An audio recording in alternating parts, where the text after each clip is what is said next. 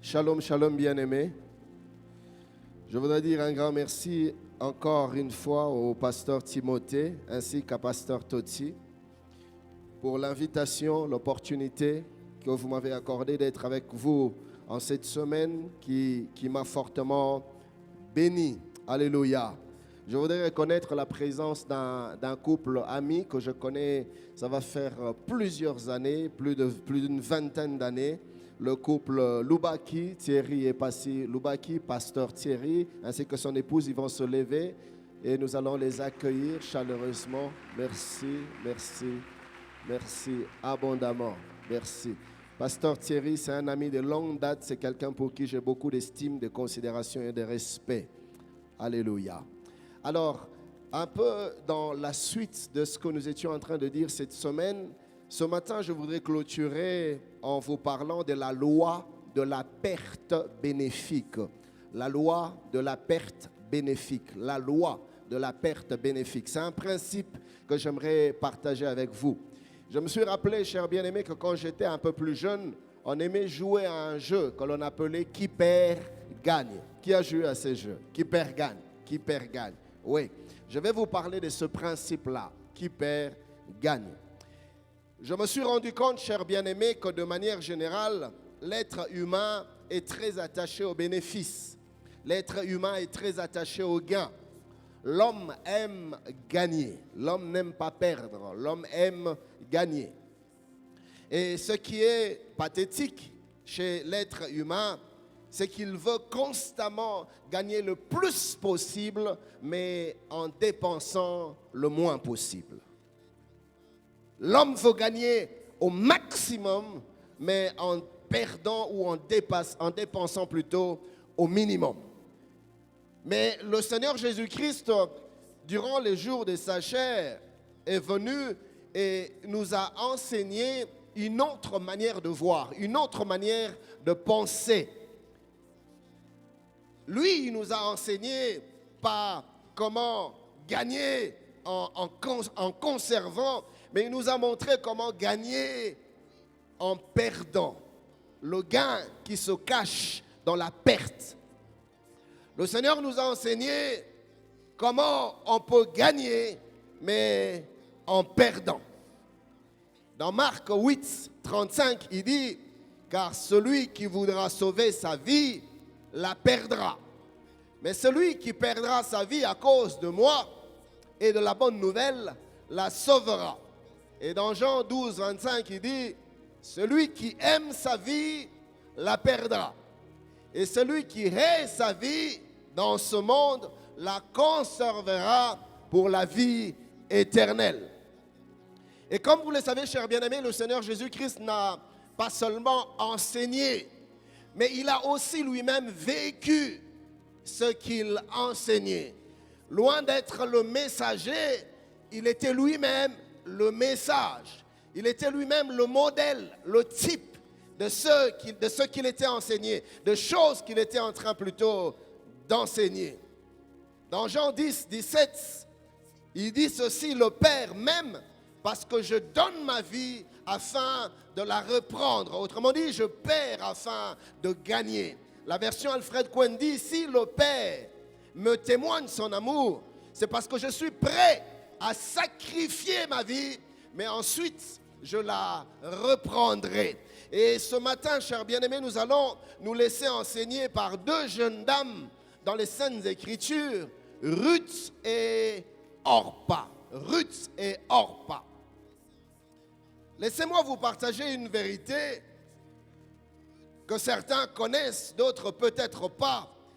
Bien-aimés, en réalité, dans l'Église du Seigneur, il existe deux races de chrétiens, deux types d'enfants de Dieu. Il y a ceux que j'appelle des chrétiens de la race de Ruth, d'une part, et d'autre part, des chrétiens de la race de Orpa. Et pour la petite histoire, Ruth et Orpa sont les deux belles filles de Naomi qui sont restées avec elle après la mort de ses deux fils, Machlon et Kiljon. Nous sommes ainsi dans Ruth 1. Nous allons lire du 8e au 14e verset. Ruth 1, 8 à 14, la Bible dit, Naomi dit alors à ses deux belles filles, Allez, retournez chacune à la maison de sa mère. Que l'Éternel use de bonté envers vous, comme vous l'avez fait envers ceux qui sont morts et envers moi. Que l'Éternel vous fasse trouver à chacune plutôt, du repos dans la maison d'un mari. Et elle les baisa. Elles élevèrent la voix et pleurèrent. Vous voyez, les deux ont pleuré. Et elle, c'est-à-dire les deux, lui dirent, non, nous irons avec toi vers ton peuple. Vous voyez, bien aimé, les deux s'engagent ici à suivre Naomi. Ruth et Orpa s'engagent de manière déterminée à tout abandonner, à abandonner leur ville, à abandonner leurs amis, à abandonner leur famille. Au verset 11e, la Bible dit, Naomi dit, retournez mes filles, pourquoi viendriez-vous avec moi? Ai-je encore dans mon sein des fils qui puissent devenir vos maris? Retournez mes filles, allez, je suis trop vieille pour me remarier. Et quand je dirai, j'ai de l'espérance, quand cette nuit même je serai avec un mari et que j'enfanterai de fils, attendriez-vous pour cela qu'ils eussent grandi? Refuseriez-vous pour cela de vous marier? Vous voyez mes amis, Naomi est en train de les mettre ici en face de certaines réalités de la vie. Naomi veut les aider. Peut-être qu'elles sont en train de réagir juste par émotion. Parce que vous avez déjà vu ce qui se passe quelquefois dans des scènes de deuil ou dans des lieux d'enterrement. Quand on veut enterrer un être cher, ceux qui lui étaient attachés ne veulent pas partir. Il y en a même qui ont tendance à se jeter dans le trou. Mais souvent, ce n'est que des émotions. Je me rappelle de cette histoire. Je ne sais pas si c'est vrai, mais à l'époque du président Mobutu du Maréchal, quand Maman Yemo est décédée, alors il y avait des zélés pour impressionner, s'attirer un peu de bonne grâce de Papa Maréchal. Et ils pleuraient. On les consolait, ils étaient des inconsolables. Même lui-même, le maréchal, ne pleurait pas comme ça. Et quand il fallait mettre la dépouille au sol, et on les a vus.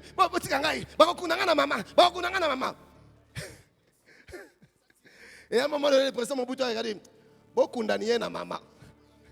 Et non, t'es pas président. Et quelquefois, des gens réagissent, mais ce n'est que des émotions. Alors, Naomi veut les aider. Est-ce que vous êtes en train de vouloir venir avec moi parce que vous êtes prise d'émotions ou c'est vraiment ce qu'il y a dans votre cœur?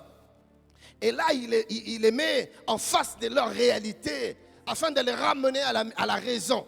Voyez-vous, chers bien-aimés, il arrive comme ça dans la vie aussi, où quand nous voulons nous engager, par exemple, profondément dans les voies de Dieu, il y a des réflexions de tout genre qui passent par notre esprit, des questions que l'on se pose nous-mêmes, et des questions aussi que l'ennemi nous pose, des questions du genre, mais comment vas-tu nourrir ta famille si tu te consacres à Dieu? Mais comment vas-tu payer le loyer? Mais comment vas-tu payer les études? Mais comment vas-tu t'en sortir? Comment vas-tu faire sans tricher, sans corrompre, sans mentir, sans tromper, sans falsifier? Mais comment tu vas t'en sortir? Il y a des questions qui reviennent. Et la Bible dit au verset 14e, elles élevèrent la voix, les deux, et pleurèrent encore. Mais c'est ici qu'une démarcation s'est faite entre Orpa et Ruth. Les deux pleurent. Mais à un moment donné, il y a eu une démarcation. La Bible dit Orpa baisa sa belle-mère, vous voyez, elle embrasse sa belle-mère, mais puis elle part. Donc après avoir pleuré, elle est partie avec les larmes aux yeux, mais elle part quand même. Elle pleure, mais elle part. Elle pleure en disant, je ne devrais pas te laisser. Je n'ai pas envie de te laisser. Je veux rester avec toi. Elle pleure, mais elle part quand même. Elle a envie de rester, mais elle part quand même. Mais la Bible dit que Ruth s'attacha à elle. Je vais nous donner 4 caractéristiques des chrétiens de la race de Orpa. Première caractéristique. Orpa me fait penser à ce genre de chrétiens qui sont proches de la vérité. Ce genre de chrétiens qui connaissent les choses de Dieu, mais malgré cela, ils décident de passer à côté et de prendre un autre chemin. Les genres de chrétiens qui savent ce qu'ils doivent faire, qui savent ce que Dieu attend d'eux. Les gens de chrétiens qui savent ce que Dieu veut d'eux. Ils connaissent le voie du Seigneur, mais ils décident cependant de faire autre chose. Ce n'est pas qu'ils ignorent, ils savent. Mais ils finissent par faire autre chose. Or, ça me fait penser à ces chrétiens qui n'agissent pas par ignorance. Ils connaissent la vérité. Ils savent. Ce genre de chrétiens qui savent distinguer ce qui est bien de ce qui est mal. Ils connaissent la volonté de Dieu, mais ils ne sont pas prêts à lâcher ce qu'ils ont pour suivre Dieu. Ils ne sont pas prêts de perdre pour suivre Dieu. Or, parce que les gens de chrétiens trop attachés à ce qu'ils ont. Deuxième caractéristique. Or, parce que l'image de ces chrétiens qui sont sensibles, mais qui ont une sensibilité improductive. Des chrétiens sensibles, mais d'une sensibilité improductive. Vous les voyez à l'église qui pleurent pendant l'adoration, qui versent des larmes, qui se jettent par terre. Mais à la fin du culte, leur vie ne change pas. Ils aiment les choses de Dieu. Et quand ils dansent, ils le font avec fougue, avec zèle, avec hardiesse. Mais à la fin du culte, rien ne se passe. Leur vie reste pareille qu'avant. Ils sont sensibles, mais d'une sensibilité qui ne porte aucun fruit. Or, pas pleure, mais malgré ses pleurs, elle part quand même. Ils ne sont pas insensibles aux choses de Dieu, ce genre de chrétiens, non. Et ils sont même capables de pleurer, et même de pleurer amèrement leurs actes, mais sans plus. Les hors-pas, quand ils tombent dans le péché, mais ils pleurent, ils crient, mais sans plus. Le lendemain, ils retournent dans les mêmes choses. Ils pleurent, mais ils n'avancent jamais dans les voies de Dieu. Ils sont incapables de prendre position pour Dieu. Les hors-pas sont dans les discours, mais rien de concret.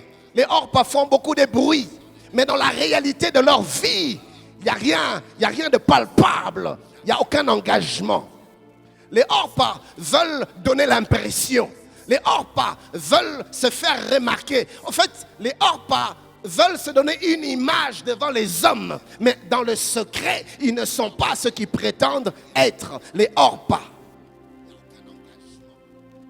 Elles ne sont pas prêts à lâcher pour se lancer avec Dieu. Leur amour pour eux-mêmes est beaucoup trop fort. Ils s'aiment beaucoup trop. Les hors-pas sont des genres de chrétiens qui aiment les choses de Dieu, mais qui ne sont pas véritablement prêts à s'engager dans les choses de Dieu. Les hors-pas aiment fréquenter l'église. Les hors-pas, 40 jours de prière, vous allez les trouver. Vous allez les voir. Les hors-pas vont prier avec vous. Les hors-pas vont jeûner avec vous. Mais après, pas d'engagement. En fait, ils aiment les choses de Dieu. Les hors-pas courent dans les séminaires, dans les conférences. Les hors-pas peuvent même payer le billet d'avion pour aller suivre des conférences à l'étranger. Les hors-pas aiment chanter. Les hors-pas aiment danser pour Dieu. Les hors-pas aiment même donner à l'église pour l'avancement de l'œuvre de Dieu. Et très souvent, ils aiment se faire remarquer. Les hors-pas donnent de leurs dires. Les hors-pas donnent de leurs offrandes. Les hors-pas aiment servir. Vous allez les trouver au protocole. Les hors-pas sont là. À la chorale, les hors-pas sont là. Au nettoyage, à la sécurité, parmi les partenaires, à la technique, les hors-pas sont là. Mais ils ne sont pas prêts à se sacrifier dans ce à quoi Dieu les appelle. Dès qu'il en arrive à un moment où leur vie est en danger, les hors-pas se défilent. Les hors-pas sont là aussi longtemps que tout va bien. Mais dès que les choses commencent à devenir compliquées, les Orpas disparaissent. Les Orpas aiment Dieu quand les choses vont bien. Les Orpas chantent, ils dansent, ils crient Alléluia quand ils sont au sommet de la montagne. Mais quand il arrive un moment où Dieu leur fait passer par la vallée, les Orpas trouvent des solutions de rechange. Les Orpas ont toujours des alternatives secondaires. Les Orpas ne sont pas prêts à payer le prix. Troisième caractéristique, ceux de la race des Orpas ne comprennent pas que celui qui n'est pas prêt à perdre n'est pas non plus prêt à gagner. Les Orpas ne comprennent pas que là où il n'y a pas de perte, il n'y a pas non plus de gain. Les Orpas ne comprennent pas que dans la vie, il faut quelquefois accepter de perdre ce que l'on a de plus cher pour gagner. Ce que Dieu nous a réservé. Les Orpas. Mais gloire à Dieu, dans l'église, il n'y a pas que des Orpas, il y a aussi des Ruths. Et je vais nous donner 3 caractéristiques de Ruths. Première caractéristique, les Ruths sont prêts à tout pour leur Dieu. Les Ruths sont prêts à tout perdre pourvu qu'ils gagnent Dieu. Ruths, c'est le genre de chrétiens qui n'accordent pas trop d'importance à leur propre vie. Leur propre vie ne leur dit pas trop grand-chose. Les Ruths sont prêts à sacrifier même leur vie. Je prie que Dieu suscite dans cette génération des chrétiens de la race de Ruths. La Bible dit dans Apocalypse 12, 11, et ils n'ont pas aimé leur vie jusqu'à craindre la mort. Ça, c'est les Ruths, pardonnez-moi. Dans français courant, la Bible dit, ils n'ont pas épargné leur vie. Ils étaient prêts à mourir. Ça, c'est des Ruths. Ils sont prêts à mourir, les Ruths. Les Ruths sont capables de lâcher tout pour Dieu. Cela me rappelle l'apôtre Paul dans Philippiens 3, 7 à 8. L'apôtre Paul dit, mais ces choses qui étaient pour moi des gains, je les ai regardées comme une perte à cause de Christ. Des choses qui étaient des gains, mais je les regarde comme une perte.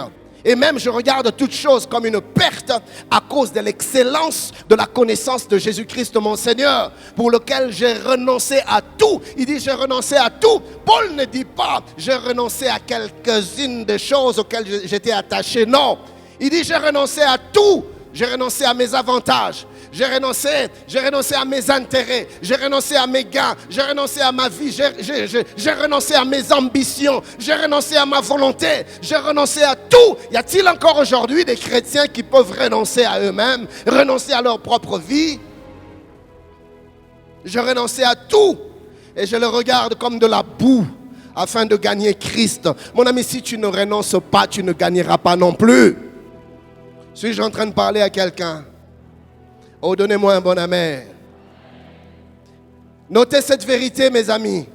Tout ce que nous acceptons de perdre pour le Seigneur se transforme en une semence en notre faveur.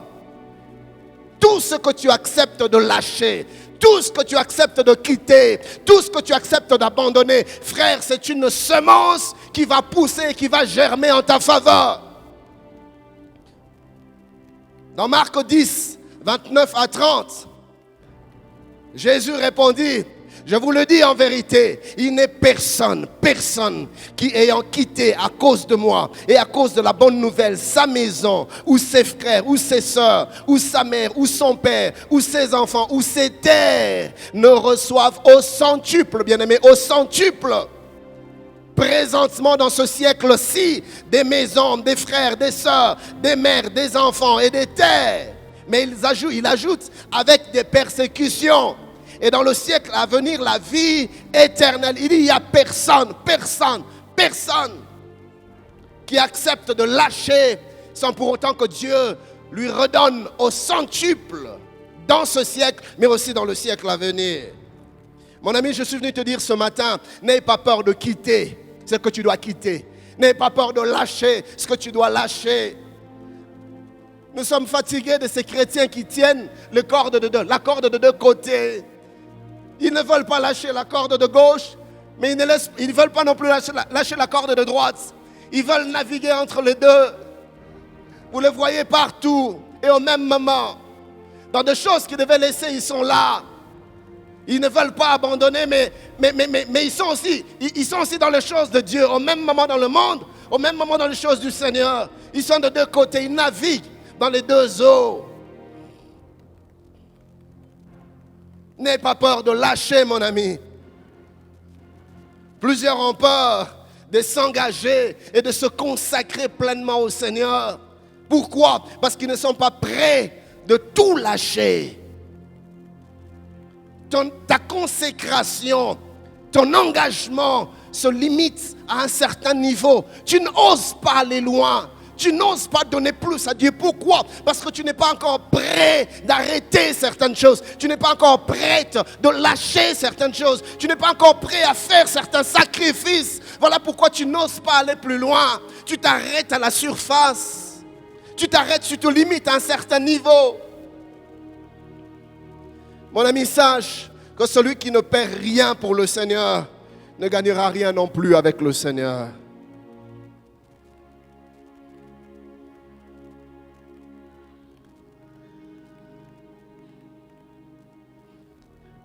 Si tu n'es pas prêt à lâcher, tu auras du mal à percer avec Dieu. Voyez-vous, Moïse ne pouvait jamais arriver là où il est arrivé avec Dieu dans tout ce que nous connaissons si à un moment donné, il n'avait pas accepté de renoncer.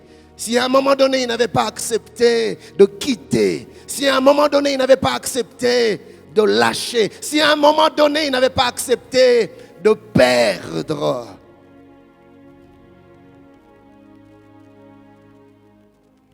C'est ici que le Saint-Esprit nous a permis de comprendre pourquoi est-ce que Dieu ne s'est pas empêché, chers bien-aimés, de déployer une si grande gloire dans la vie de Moïse.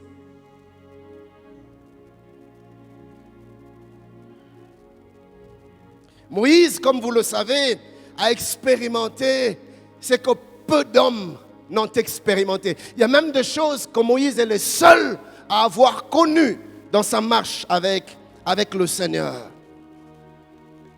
Mais je me suis demandé pourquoi est-ce que Moïse est arrivé à faire cette expérience ou ces expériences avec Dieu. Pourquoi est-ce que Moïse a vécu cette dimension de gloire avec Dieu? Pourquoi? Bien-aimé, Moïse était prêt à payer le prix. Quand il fallait perdre, Moïse n'avait pas hésité à tout perdre. Et quand on perd pour Dieu, Dieu n'est jamais ingrat. Il n'est jamais débiteur de personne. Non, Dieu n'est jamais débiteur de personne.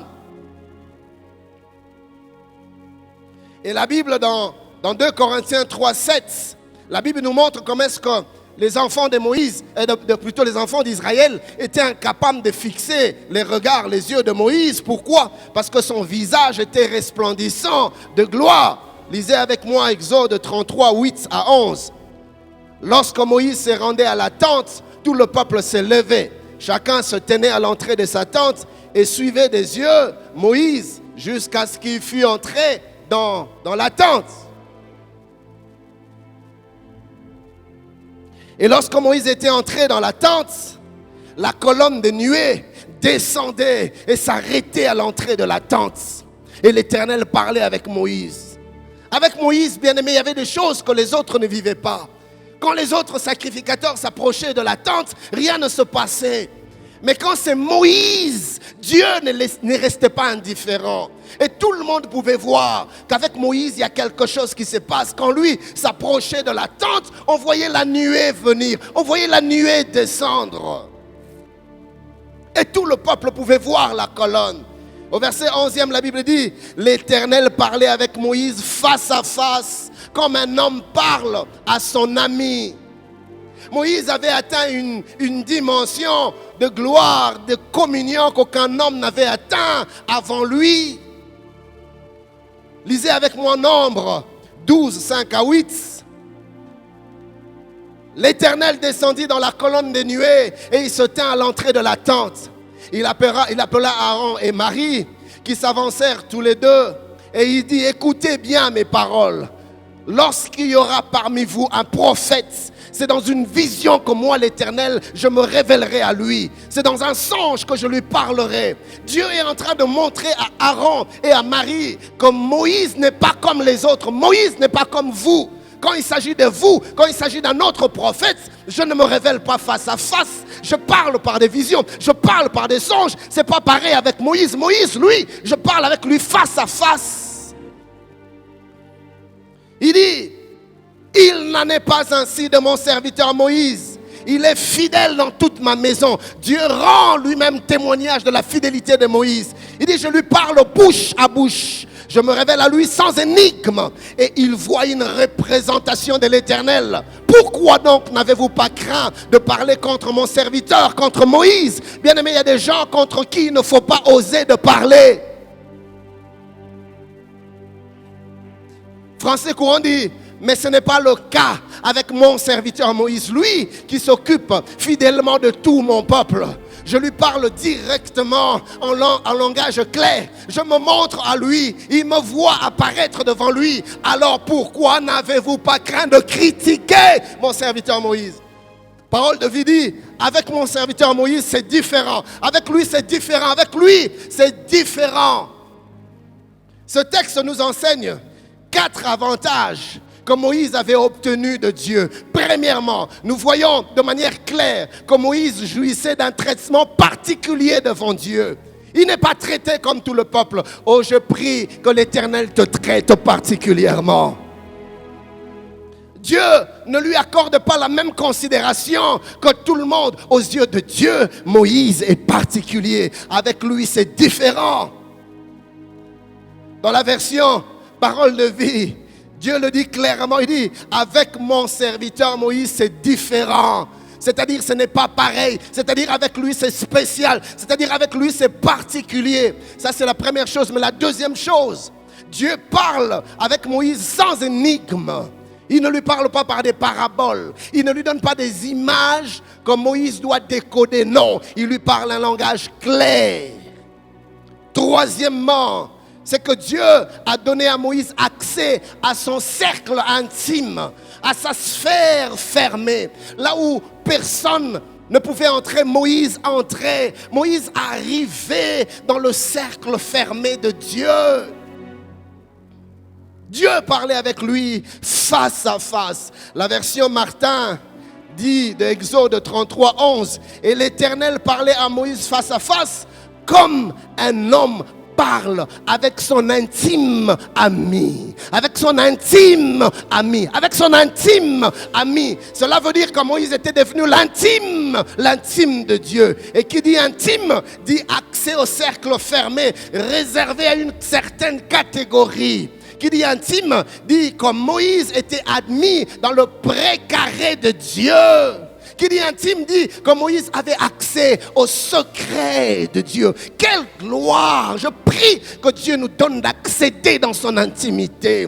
Que Dieu nous révèle des choses qu'il ne révèle à personne. Que Dieu te montre des choses qu'il ne montre à personne. Que Dieu te dise des choses qu'il ne dit à personne. C'est possible, bien-aimé.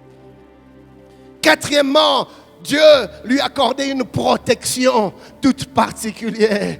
Bien aimé, le jour où Aaron et Marie et Myriam ont osé parler contre Moïse, Dieu s'est levé et Dieu leur dit, comment avez-vous osé? Comment avez-vous pu? Où avez-vous tiré cette audace? Comment n'avez-vous pas craint de parler contre mon serviteur Moïse? Dieu le protégeait, mais de manière particulière. Et laissez-moi vous dire, chers bien-aimés, qu'il est certes vrai que pour avoir reçu une telle grâce, une telle gloire, je voulais dire, Moïse avait fait l'objet de la grâce de Dieu. C'est vrai, c'est vrai, c'est vrai. Mais il est tout aussi vrai, tout aussi évident que s'il a pu vivre une telle dimension avec Dieu, c'est parce qu'à un certain moment de sa vie, Moïse a accepté de perdre afin de gagner. Moïse a accepté de payer le prix. Quel prix? Il a accepté de payer le prix du renoncement. Moïse a accepté de payer le prix de la mort à soi-même. Moïse a accepté de payer le prix du détachement. Il s'est détaché, rappelez-vous, de la gloire qu'il avait en Égypte, il a accepté de tout perdre. De perdre sa position, de perdre son titre princier, de perdre ses avantages, de perdre ses biens. En Égypte, Moïse ne vivait pas comme un citoyen lambda. Moïse, c'était un prince. Il vivait dans le palais de Pharaon. Et rappelez-vous, à l'époque, l'Égypte, c'était la plus grande puissance du monde. Et Moïse vivait dans la plus grande puissance du monde, dans la maison de l'homme le plus puissant du monde. Et il était considéré comme un prince dans le royaume le plus puissant de la terre. Il était donc parmi les princes les plus puissants du monde. Le nom de Moïse était cité dans les actualités. Quand France 24 donnait des news, on parlait de Moïse, le souverain Moïse. Il lui suffisait de claquer les doigts pour que les serviteurs accourent à ses pieds. Moïse ne manquait de rien. Moïse vivait dans l'opulence. Moïse vivait dans les anses. Moïse savait ce que c'était que la richesse. Mais écoutez ce que la Bible dit dans Hébreux 11, 24 à 27, la Bible dit, c'est par la foi que devenu grand, pas quand il était petit, pas quand il était immature, quand il est devenu grand. Bien aimé, il y a des choses que tu ne feras pas aussi longtemps que spirituellement, tu n'as pas encore grandi. Tu restes attaché à certaines choses qui te détruisent, qui t'écartent de ta destinée. Et tu ne veux pas lâcher, c'est un signe d'immaturité. Tu es encore un bébé, tu es encore un enfant. Tu restes attaché dans cette relation illicite. C'est une preuve, un indicateur de ton immaturité spirituelle. Crois-tu que Dieu va te juger différemment? Malheureusement, dans l'église, il y a toujours cette catégorie de gens qui s'estiment particuliers. C'est-à-dire qu'eux, ils peuvent vivre n'importe quoi, n'importe comment. Dieu ne va pas voir, Dieu ne va rien dire. Mon ami, le silence de Dieu ne veut pas dire son approbation. C'est parce que Dieu ne dit pas. C'est pas parce qu'il ne dit rien qu'il ne voit rien. Dieu voit. Mais pourquoi il ne réagit pas? C'est parce que dans son amour, il t'accorde encore le temps et la grâce de te repentir. Il arrivera un moment où Dieu dira trop, c'est trop. Ô homme, sache que ton péché t'atteindra. Jusqu'à quand vas-tu continuer à vivre cette vie d'hypocrisie, cette vie de duplicité, cette vie de double face? Jusqu'à quand? Ce n'est pas parce que Dieu ne dit rien qu'il ne te voit pas. Il voit, il sait, mais il t'accorde le temps de te repentir. N'abuse pas de la patience de Dieu. Le temps est arrivé, il faudra que tu grandisses. La Bible dit quand il est devenu grand. Il y a des choses que l'on fait quand on grandit. La Bible dit quand il est devenu grand, Moïse refusa. Français courant dit, Moïse renonça. Renoncer, un acte délibéré, un acte volontaire. Il refusa d'être appelé fils de la fille de Pharaon. Il a tourné le dos aux avantages de l'Égypte. Il a tourné le dos à tout ce qu'il pouvait gagner dans la maison de Pharaon. Au verset 25e, la Bible dit, aimant mieux être maltraité avec le peuple de Dieu que d'avoir pour un temps la jouissance du péché. Regardant l'opprobre de Christ comme une richesse plus grande que les trésors de l'Égypte, car il avait les yeux fixés sur la rémunération. Moïse voyait ce que les hommes ne voyaient pas. Moïse regardait l'invisible et il voyait les richesses que Dieu réserve à ceux qui marchent dans la crainte et dans la fidélité. Moïse avait ses yeux fixés sur les richesses éternelles, les richesses à venir. Mon ami, ferme tes yeux par rapport aux avantages que le monde peut te donner et ouvre tes yeux par rapport à ce qui arrive, car ce qui arrive est bien plus glorieux que ce que le monde peut t'offrir maintenant. Tout ce que le monde te donne, mon ami, ce n'est que des appâts.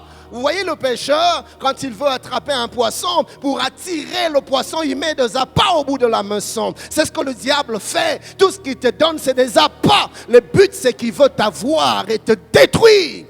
Car le malin ne sait rien faire d'autre qu'égorger, dérober et détruire, mon ami. À chaque fois que le malin te donne avec la main gauche, sache qu'avec la main droite, il est en train de te dépouiller. Il est en train de te détruire. Moïse a regardé les avantages du monde comme étant rien du tout, parce qu'il avait les yeux fixés sur des choses éternelles. Et la Bible dit au verset 27e, c'est par la foi qu'il quitta l'Égypte sans être effrayé de la colère du Pharaon, car il se montra ferme comme voyant celui qui est invisible. Et voyez-vous, frères, Jésus-Christ a vécu la même chose. C'est ce texte que j'avais lu le vendredi dans Philippiens 2, 1 à 8. L'apôtre dit, ayez en vous les sentiments qui étaient en Jésus-Christ, lequel, existant en forme de Dieu, n'a point regardé comme une proie arrachée d'être égal avec Dieu, mais s'est dépouillé lui-même en prenant une forme de serviteur, en devenant semblable aux hommes, et ayant paru comme un simple homme, il s'est humilié lui-même, se rendant obéissant jusqu'à la mort, même jusqu'à la mort de la croix. Voyez? Et de la même manière que Moïse, frère, le Seigneur Jésus a accepté de perdre même la gloire, cette gloire qui lui était légale, une gloire qui lui était légitime. Il était égal de Dieu. Il avait accepté de perdre la gloire qu'il avait auprès de son Père.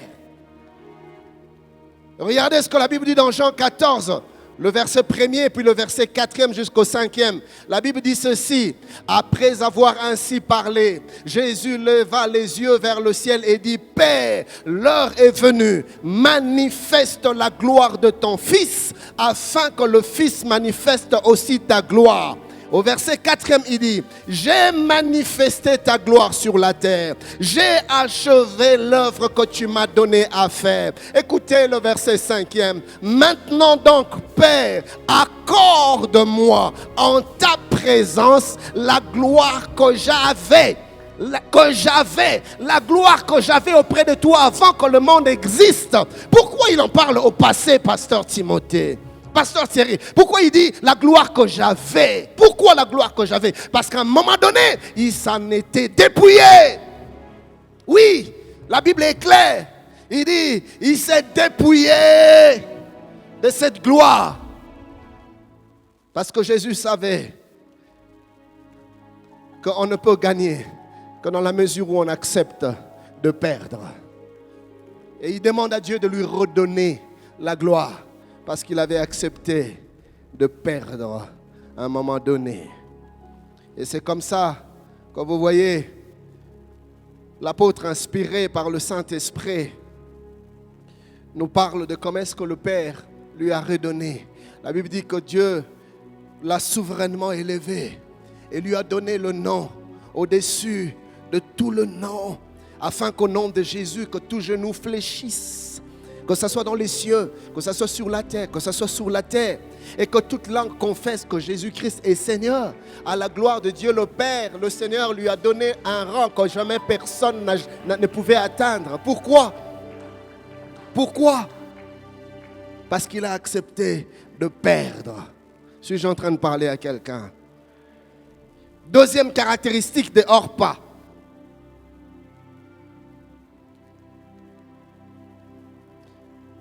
Ceux de la race des Orpa sont dotés de deux qualités exceptionnelles. Premièrement, la détermination. Deuxièmement, la persévérance. Quand on parle de la détermination, on veut tout simplement parler de cette capacité de rester ferme, de rester résolu.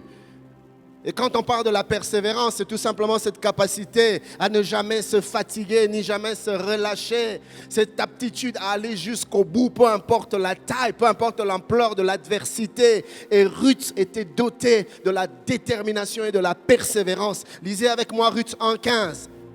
La Bible, Ruth 1,15. La Bible dit, Naomi dit à Ruth, voici ta belle-sœur. C'est Naomi qui parle. Voici ta belle-sœur.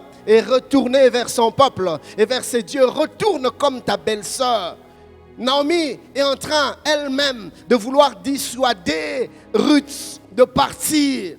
Vous voyez, la même personne que Ruth est en train d'essayer de suivre, c'est cette même personne qui est en train de la repousser. Bien aimé, est-ce qu'il vous est déjà arrivé de vous sentir repoussé par une personne pour qui vous avez de la considération? Ça brise le cœur, ça frustre. Quand tu veux t'attacher, quand tu veux suivre une personne et la même personne te repousse, la même personne ne veut pas de toi. C'est ce que Naomi est en train de faire. Naomi repousse Ruth. Ruth veut rester avec elle, mais Naomi la repousse. Élisée, le prophète, a vécu la même chose auprès d'Élie. Dans 2 Rois 2, 1 à 9, vous allez voir, à plus plus d'une fois, plus d'une reprise, Élie est en train de dire à Élisée, reste ici, je te prie, car l'Éternel m'envoie. Mais Élisée persévère. Il dit, je ne te lâcherai pas. Il vient avec lui, il dit, je ne te quitterai pas. Il persévère. Et Élie lui dit encore, reste ici. Une deuxième fois, une troisième fois, il dit, je ne te quitterai pas. Il persévère. Et une troisième fois, il dit, reste ici. Et il dit, je ne te quitterai pas. Je resterai avec toi. Vous voyez, Élie est en train de pousser, de repousser Élisée, mais Élisée persévère. Jacob a vécu la même chose dans Genèse 32. Si vous lisez le verset 25e au verset 26e, vous allez voir que l'ange est en train de vouloir se séparer de Jacob. L'ange est en train de vouloir le repousser. Mais Jacob s'attache, Jacob persévère, Jacob est déterminé. Jacob dit, si tu ne me bénis pas, je ne te lâcherai pas. L'ange est en train de lui dire, lâche-moi, je veux que tu te sépares de moi. Mais Jacob est en train de dire, je ne le ferai pas, je resterai attaché à toi. Bien-aimé dans le Seigneur, il t'est déjà arrivé dans la vie de moments où tu as l'impression que Dieu lui-même ne veut pas de toi. Oui, il arrive des moments où tu as l'impression que Dieu lui-même te décourage à le suivre. Cela me rappelle ce texte de Jean 6, où Jésus enseigne une parole tellement dure à supporter que ses disciples ont du mal à digérer, au point que plusieurs se sont retirés ce jour-là même et sont partis. Mais il y avait une poignée de personnes qui sont restées. Écoutez, la Bible dit dans Jean 6, 66 à 68, dès ce moment, plusieurs de ses disciples se retirèrent et ils n'allaient plus avec lui. Le verset 67, c'est ce qui m'épate, c'est ce qui m'étonne. Jésus donc dit aux 12, et vous, ne voulez-vous pas aussi vous en aller? Jésus, j'aurais cru que tu allais les applaudir, j'aurais cru que tu allais les acclamer, j'aurais cru que tu allais les féliciter, même les encourager, j'aurais cru que tu allais leur jeter de fleurs. Mais non, Jésus ne supplie pas ceux qui restent, mais au contraire. Pourquoi vous ne partez pas? Bien-aimé, à un moment donné, Dieu veut te mettre en face de toi-même. Pourquoi tu me suis? Qu'est-ce que tu fais là? Je voudrais parler ce matin à ceux qui donnent à Dieu des ultimatums, à ceux qui font même des menaces à Dieu. Seigneur, si tu ne me donnes pas, j'arrête de prier. Si tu ne fais pas, j'arrête de te servir. Mon ami, on ne donne pas des ultimatums à Dieu. Dieu n'a pas besoin de toi. C'est toi qui as besoin de Dieu. Avant que tu existes, Dieu existait. Après ton existence, Dieu existera toujours. Dieu est Dieu par lui-même. Ce n'est pas tes louanges ni tes adorations qui font de Dieu Dieu. Il est Dieu avec ou sans tes louanges. Il reste Dieu. Il n'a besoin de l'apport de personne. Il est El Shaddai, celui qui est autosuffisant. Il est suffisant par lui-même. J'aime la réponse de Simon-Pierre. Au verset 68e, Simon-Pierre lui dit, Seigneur, à qui irions-nous? Pierre est ici en train de dire, il n'y a pas mieux que toi, Seigneur. Il n'y a pas meilleur endroit que ta présence, oh Dieu. Notre consolation ne se trouve nulle part ailleurs qu'en toi. Rien d'autre ne peut nous combler, Seigneur, si ce n'est toi. À qui d'autre irions-nous? Tu as les paroles de la vie éternelle. Et dans notre texte de Ruth, nous voyons comment est-ce que Naomi est en train d'essayer de la dissuader, de ne pas la suivre. Et des fois même des paroles dures. Il dit, tu es encore jeune, Ruth. Tu n'as pas besoin d'hypothéquer ta jeunesse en venant avec une vieille dame comme moi, Ruth. Tu peux refaire ta vie, Ruth. Tu n'as pas besoin de quitter ton pays, Ruth. Oh, j'aime la réponse de Ruth. Dans Ruth 1, 16 à 17, Ruth répondit, ne me presse pas de te laisser, de retourner loin de toi. Où tu iras, j'irai. Où tu demeureras, je demeurerai. Ton peuple sera mon peuple et ton Dieu sera mon Dieu. Ruth est déterminée. Mais voyez-vous, frère, Ruth ne s'arrête pas là. Elle va beaucoup plus loin. Écoutez ce que Ruth dit. Ruth dit, où tu mourras, je mourrai. et j'y serai enterré. Ruth est en train de lui dire, ce n'est même pas la mort qui me séparera de toi. Là où tu vas mourir, moi aussi je serai enterré. Je suis prêt à aller n'importe où, à faire n'importe quoi. Je braverai les obstacles. J'irai au travers des adversités. S'il faudrait que je franchisse des montagnes, je le ferai, mais je ne t'abandonnerai pas. Ruth, c'est le genre de chrétienne déterminée, Seigneur. Même si les choses marchent dans ma vie, ou même si les choses ne marchent pas, je ne te lâcherai pas, je ne t'abandonnerai pas. Je n'ai pas cru en toi pour le mariage, je n'ai pas cru en toi pour le voyage, je n'ai pas cru en toi pour le travail. Père, même quand la santé va me compliquer, moi je ne t'abandonnerai pas. Je suis déterminé à te suivre et à te suivre jusqu'au bout. Les chrétiens de la race des Ruth sont prêts à tout. Ils sont prêts à perdre. Ils sont prêts à tout affronter. Seigneur, si je dois vivre célibataire et mourir célibataire, Père, je vivrai et je mourrai célibataire. Mais je ne trahirai jamais mon alliance avec toi. Seigneur, si je dois manquer à manger, je manquerai à manger. Mais je ne trahirai jamais, jamais, jamais mon alliance avec toi. Si je dois mourir, je mourrai. Mais je n'abandonnerai jamais ma relation avec toi.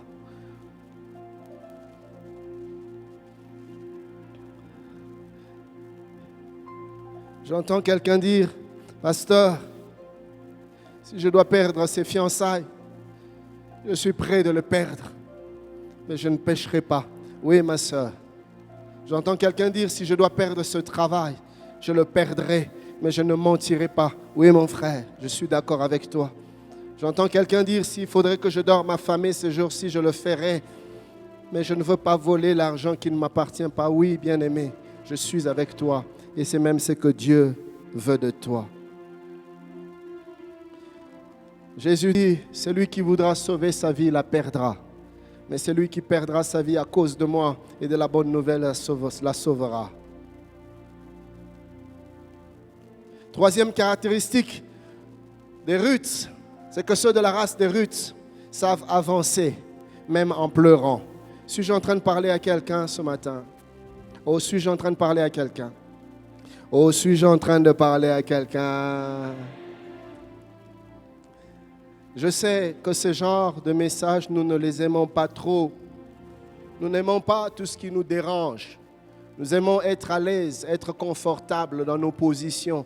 Mais malheureusement, Jésus dit, je ne suis pas venu apporter la paix, mais l'épée. Jésus est venu mettre le trouble là où il y avait la quiétude. Jésus est venu mettre l'inconfort là où on était confortable. Tu ne peux pas rester confortable dans ta vie loin de Dieu et vouloir rester présent dans la présence de Dieu. Non, la présence de Dieu à un moment donné va te mettre dans une position inconfortable. Si tu n'as pas encore senti un malaise à cause de choses que tu fais loin de Dieu, cher bien-aimé, sache que l'Esprit de Dieu n'est plus avec toi.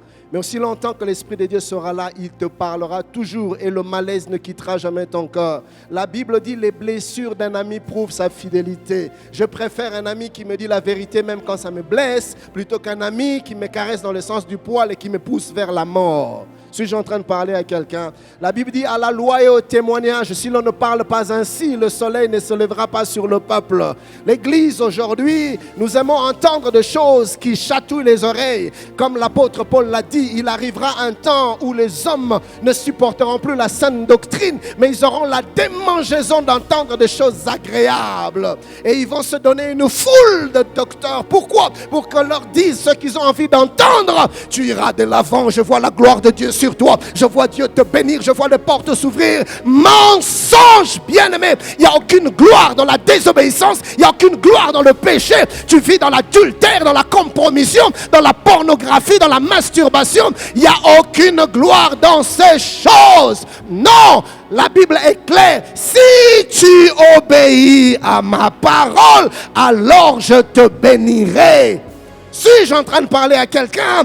Arrêtons de nous corrompre, de nous tromper nous-mêmes dans des illusions. Oui, c'est des illusions, c'est des chimères. Bien-aimés, c'est des mensonges, de tromperie de l'enfer.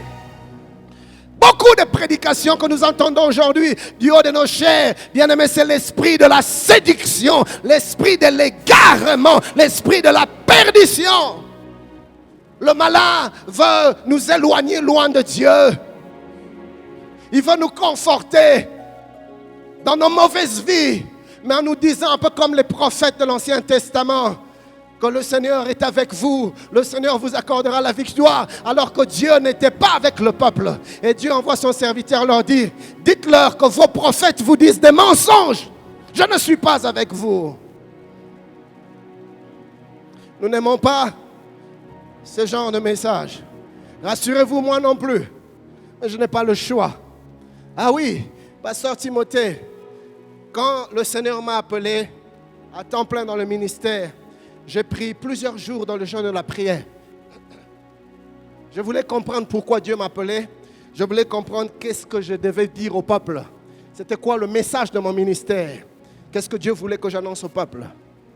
Moi, je voulais prêcher des choses agréables. J'aimais quand je prêchais, quand les gens se levaient. J'aimais quand je prêchais, quand les gens disaient Amen. J'aimais ça. Et je voulais prêcher ces messages-là. Dieu m'a dit non. Ce n'est pas ça que je t'ai appelé. Je t'ai appelé pour que tu ramènes les cœurs de fils à leur père. Dieu m'a dit, je t'ai appelé pour que tu prépares l'église à la rencontre de l'époux au retour du Seigneur. Dieu m'a dit, je t'ai appelé à prêcher la crainte de Dieu, la sainteté, la consécration. Et papa Timothée, une chose m'a effrayé. Dieu m'a dit, Ken, le jour où tu changes de message, je te lâche. Je te quitte. Un peu comme l'apôtre Paul, ces choses...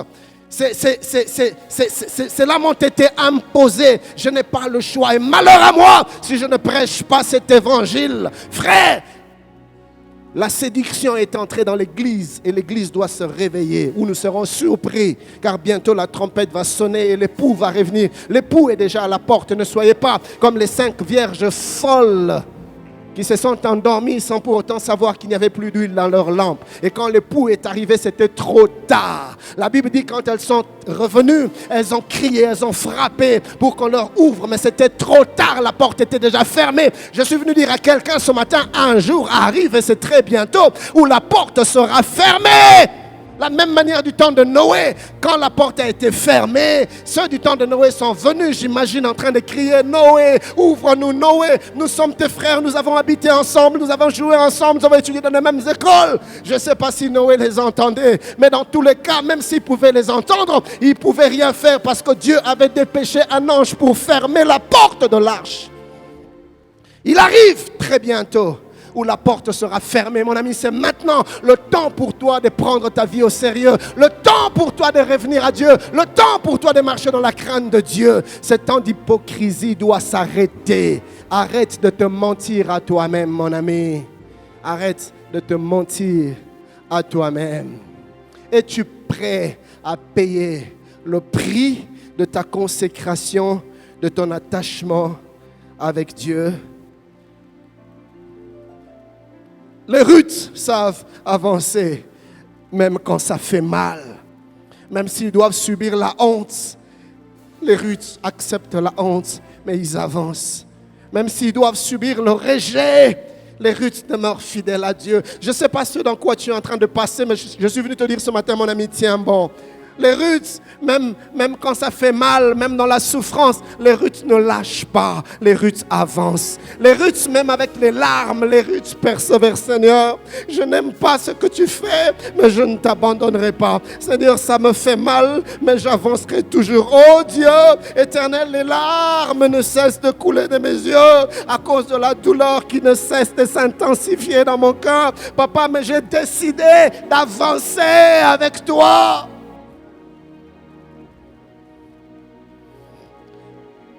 2 Corinthiens 11, 23, 27, l'apôtre Paul dit, sont-ils ministres de Christ? Je parle en homme qui extravague. Je le suis plus encore, par les travaux bien plus, par les coups bien plus, par les emprisonnements bien plus, souvent en danger de mort. Français courant dit, ils sont serviteurs du Christ. Eh bien, je vais parler comme si j'avais complètement perdu la raison. Je le suis plus que eux. J'ai peiné plus que eux. J'ai été en prison plus fréquemment, frappé beaucoup plus et en danger de mort plus souvent. Verset 24, 5 fois j'ai reçu de Juifs 40 coups moins 1. 3 fois j'ai été battu de verge. 1 fois j'ai été lapidé. 3 fois j'ai fait naufrage. J'ai passé un jour et une nuit dans l'abîme. Fréquemment en voyage, j'ai été en péril sur les fleuves, en péril de la part des brigands, en péril de la part de ceux de ma nation, en péril de la part des païens, en péril dans les villes, en péril dans les déserts, en péril sur la mer, en péril parmi les faux frères. J'ai été dans le travail et dans la peine, exposé à de nombreuses veilles, à la faim et à la soif, à des jeûnes multipliés au froid et à la nudité. Philippiens 4, 12 à 13, il dit, je sais vivre dans l'humiliation et je sais vivre dans l'abondance. En tout et pour tout, j'ai appris à être rassasié et à avoir faim, à être dans l'abondance et à être dans la disette. Il dit, je puis tout par celui qui me fortifie. L'apôtre Paul a accepté, peu importe ce qu'il adviendra de ma vie, je vais avancer avec Dieu. Je me rappelle ce jour-là dans le livre des Actes des Apôtres, alors que Paul était appelé à aller à Jérusalem. Il y avait au milieu d'eux un prophète appelé Agabus qui a vu sa ceinture et s'est mis à prophétiser. Il dit, celui à qui appartient cette ceinture sera attaché, sera ligoté, sera persécuté à Jérusalem. Et tout le monde connaissait Paul et tout le monde savait que c'était la ceinture de Paul. Et les amis de Paul se sont mis à essayer de le persuader, de le dissuader, de ne pas monter à Jérusalem. Paul, ne monte pas à Jérusalem, on va te persécuter. Paul n'y va pas, Paul n'y va pas. La Bible nous dit que Paul a parlé à ces gens. Écoutez ce qu'il leur dit. Qu'avez-vous comme ça à me briser le cœur? Je suis prêt non seulement à être maltraité pour Christ, mais je suis prêt à mourir pour Dieu. Christ est ma vie, la mort m'est un gain. Où sont encore ces hommes et ces femmes prêts à dire aujourd'hui, s'il faut que je meure, pasteur, j'accepte de mourir, mais je ne trahirai pas la race des enfants de Dieu. S'il faut que je sois persécuté, j'accepte la persécution, mais je ne trahirai pas Dieu. Je suis prêt à tout quitter, prêt à tout lâcher, prêt à tout abandonner, prêt à tourner le dos à toute chose pourvu que j'avance avec le Seigneur. Où sont ces chrétiens de la race de Ruth? Nous sommes devenus comme des enfants gâtés aujourd'hui. Nous sommes devenus comme des capricieux, des petits bébés dans la foi, des capricieux. Seigneur, donne-moi. Seigneur, fais pour moi. Seigneur, mon mariage, matin, midi, soir, nous ne sommes que dans des requêtes semblables. Nous allons à la montagne. Seigneur, mon voyage. Seigneur, ma promotion. Seigneur, l'augmentation de mon salaire. Bien-aimé, quand le Seigneur nous regarde, il ne voit en nous que des bébés, que des enfants qui ne courent qu'après des bonbons, qu'après des friandises, qu'après des sucreries. Nous ne sommes pas encore prêts à consommer de la nourriture solide. Et l'auteur aux Épîtres aux Hébreux, quand il regardait ses contemporains, il était étonné. Et il s'est exclamé, vous qui depuis longtemps devriez être des maîtres, vous devriez avoir une certaine maîtrise dans les choses de Dieu, vous devriez avoir déjà grandi, mais regardez-vous, vous en êtes encore à avoir besoin de lait, vous n'êtes pas encore prêts pour la nourriture solide, vous êtes encore des enfants spirituels semblables à l'église de notre génération. Nous ne sommes pas encore prêts pour la nourriture solide, nous en sommes encore au lait. Seigneur, donne-moi. Bébé, bébé, bébé. Seigneur, donne-moi. Si les portes ne s'ouvrent pas vraiment, moi je ne sais pas. Bébé, bébé, bébé. Le temps de la nourriture solide est arrivé. La nourriture solide, c'est la croix. La nourriture solide, c'est le sacrifice. La nourriture solide, c'est le don de soi. La nourriture solide, c'est la détermination et la persévérance malgré la crise, malgré la faim, malgré la disette, malgré les temps difficiles, malgré les épreuves. Je demeure ferme et déterminé dans ma foi et dans ma marche avec le Seigneur. Ça, c'est la nourriture solide.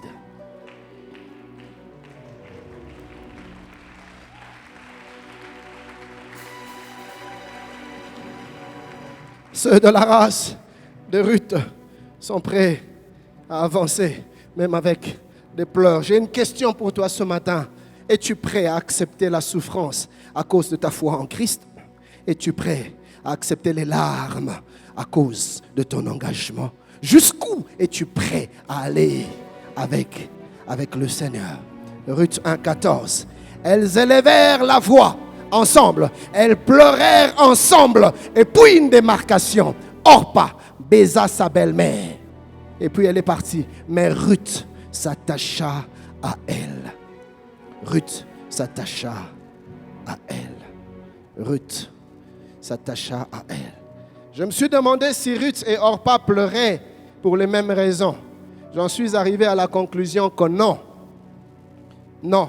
Orpa pleure parce qu'elle sait qu'elle doit se séparer de Naomi. C'est le regret de quitter Naomi. C'est la douleur de la séparation d'avec Naomi qui lui fait pleurer. Mais Ruth ne pleure pas parce qu'elle se sépare de Naomi, car elle est décidée à la suivre. Ruth pleure parce qu'elle sait qu'elle doit se séparer de Moab. Orpa pleure parce qu'elle doit se séparer de Naomi, mais Ruth pleure parce qu'elle doit se séparer de Moab. Que représente Moab pour Ruth? Moab, c'est toute sa vie. Ruth n'a rien connu d'autre. Elle n'a connu que Moab. Ruth n'a rien connu d'autre. Moab, c'était son histoire. Moab, c'était ses relations. Moab, c'était ses amis. Ruth pleure car elle sait qu'elle doit faire le choix entre rester à Moab et suivre Naomi. Ruth pleure. Alors que certains pleurent parce qu'ils ont décidé de perdre les choses de ce monde pour Dieu, car cela va te faire pleurer. Ça ne sera pas facile. Tu vas pleurer, mon ami. La douleur sera présente. Quand tu accepteras de sacrifier ce à quoi tu tiens pour le Seigneur, ça va te faire pleurer. Ah oui, Ruth pleure parce qu'elle est décidée de perdre des choses de ce monde pour Dieu. Mais d'autres, les Orpa, pleurent parce qu'ils ont choisi de quitter Dieu pour les choses de ce monde. Je voudrais dire à quelqu'un ce matin, s'il faut que tu pleures, mon ami, verse les larmes de Ruth. Ne verse pas des larmes de Orpa. Non. Voyez-vous, les larmes de Orpa te garderont à Moab et nulle part ailleurs. Mais les larmes de Ruth t'amèneront dans la maison de Boaz. Oui, les larmes de Ruth feront de toi l'ancêtre de Christ. Ne sois pas comme Lot, la femme de Lot. La femme de Lot est sortie de Sodome et Gomorrhe, mais elle est restée attachée à Sodome et Gomorrhe. Elle est sortie de Sodome et Gomorrhe, mais Sodome et Gomorrhe ne sont jamais sortis de son cœur. Et au finish, l'attachement qu'elle avait dans son cœur pour Sodome a fini par retourner sa tête là où il ne fallait pas. Elle est devenue sel, statue de sel. Mon ami, lâche ce que tu dois lâcher. Ne sois pas comme les enfants de l'Égypte qui sont sortis de l'Égypte, mais l'Égypte n'était jamais sortie de leur cœur. Ils sont sortis, mais ils ont amené dans leur cœur l'Égypte. Plusieurs sont sortis du monde, mais ils ont amené à l'Église une partie du monde dans leur cœur. Et cette partie-là, constamment, va te réclamer et voudra que tu te retournes contre Dieu et que tu te retournes dans les choses d'autrefois. Sépare-toi, mon ami. Le temps est arrivé où tu dois prendre la décision de ta vie, même si ça doit être avec les pleurs. Pleure, mais avance, avance, avance avec Dieu. Vu que tous ceux qui perdent dans le Seigneur retrouvent toujours, Ruth a accepté de perdre. Et j'aime ce que la Bible dit dans le livre de la Révélation, le livre de Jean, dans Apocalypse 22, le verset 16e.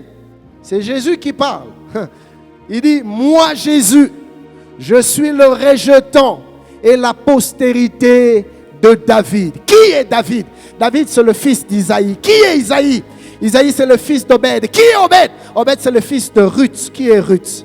Ruth, c'est celle-là même qui, quelques années plus tôt, avait accepté de tout perdre, mais quelques années plus tard, est devenue l'ancêtre du Messie. Je suis venu dire à quelqu'un ce matin, accepte de perdre pour Dieu et tu ne le regretteras jamais. Je conclus avec ce texte de 2 Timothée 2, 11 à 12. Écoutez attentivement. Cette parole est certaine. En effet, si nous mourons avec lui, nous vivrons aussi avec lui. Si nous souffrons avec lui, nous régnerons aussi avec lui. Perdre pour gagner. Que Dieu te bénisse.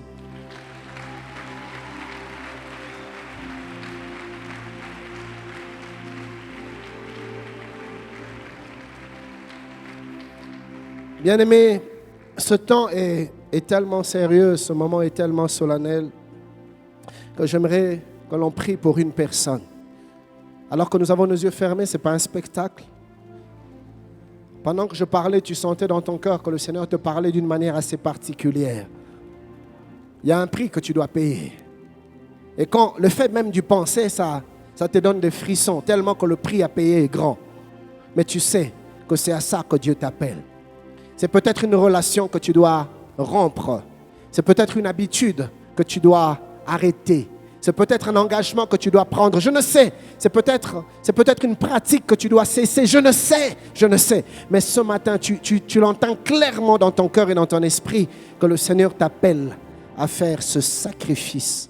Que l'Éternel t'appelle à perdre afin de gagner. Afin de gagner.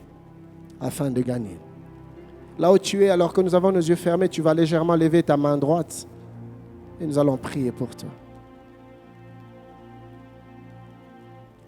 Tu vas faire un deuxième mouvement, tu vas te lever de ta chaise. Là où tu es, toi qui as levé ta main, lève-toi de ta chaise. Bien-aimé, cet acte, tu le poses non devant les hommes, mais devant Dieu. Ce n'est pas devant les hommes, c'est devant Dieu. Cet acte que tu es en train de poser, ce n'est pas devant. Si tu t'es déjà levé, tu peux baisser ta main, reste debout. Cet acte que tu es en train de poser, tu le poses devant Dieu et non devant les hommes. Tu vas faire cette prière après moi alors que tu as tes deux mains légèrement levées. Dis avec moi, Père. Dis-le à haute voix, mon ami. Père, me voici tel que je suis. Je viens à toi. Comme Isaac, je me place sur l'autel du sacrifice. Prends-moi. J'accepte d'abandonner ces choses auxquelles je tenais. Je décide de te suivre. Je sais que ça me coûtera cher, mais je veux te faire confiance. Toi, tu me rendras capable. Et je sais que je vais y arriver. Alors que tu as tes deux mains levées, je vais demander au pasteur Thierry, je l'avais reçu dans mon cœur, qui va venir prier premièrement pour tous ceux qui sont debout. Et puis à un moment donné, il demandera à toute l'assemblée de se lever et il priera pour nous selon ce que Dieu a déposé dans son cœur. Donc ça se fait en deux temps. Il prie d'abord pour ceux qui sont debout et qui ont les mains légèrement levées. Ne t'aimez pas avant la fin de sa prière. Et dans un deuxième temps, il demandera à toute l'assemblée de se lever et il priera pour nous conformément à cette parole.